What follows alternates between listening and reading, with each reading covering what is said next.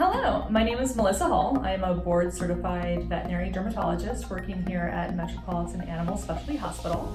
We've got Oswald today helping us out and talking about dogs and cats with skin disease.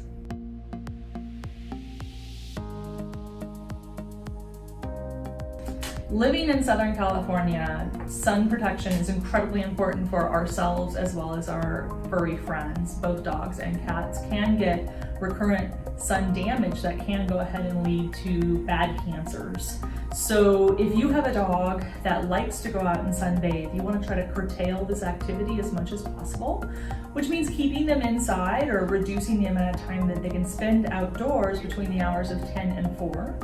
Clothing is one of the best ways to protect your pets from sun exposure. Now that definitely works really well on the body, and you can get all sorts of fun little onesies that'll help cover those pink bellies and reduce reduce sun exposure.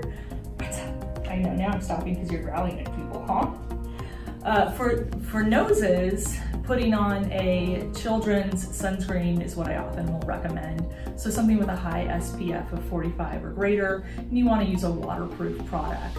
And just like for our human counterparts, repeating if we're going to be out in the sun for a prolonged period of time is also important. If you have a pet that does like to sunbathe and you start to see irregularities in the skin, it becoming red or rough, or your pet becomes very irritated at those areas and starts licking constantly, we do recommend to see your primary vet as soon as possible, because that could be a sign that we're starting to get some cancerous changes.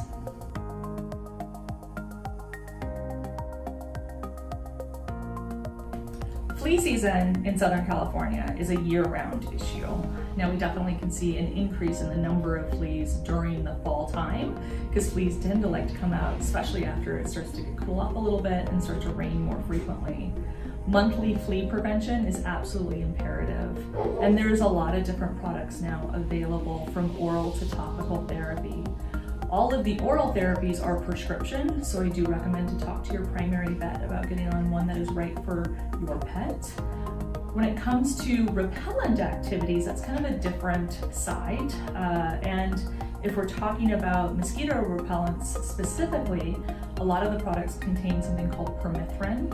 Again, this is going to be best suited to talk to your primary vet, because most of these products that are good and safe are prescription. And you do want to be careful, because the permethrin can be toxic to cats, so you want to make sure you only apply it to our dog friends and none of our feline friends.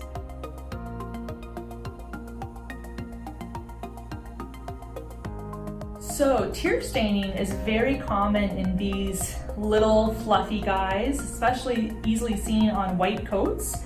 And unfortunately, it's just kind of a natural phenomenon. So dogs' tears do have normal pigments, so you can definitely see these tear staining a little bit more regularly, especially in these white guys. So you can kind of see here on the side of the face, that kind of red-brown staining. Again, that's pretty normal. I don't get too upset about those. Try and keep the hair a little bit closer trimmed will help.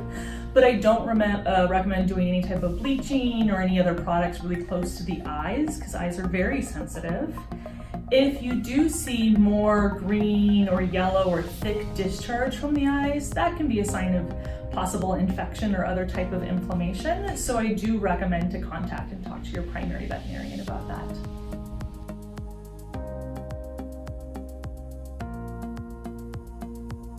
So a common supplement that can be used to help reduce the tear staining is a product called Angel Eyes.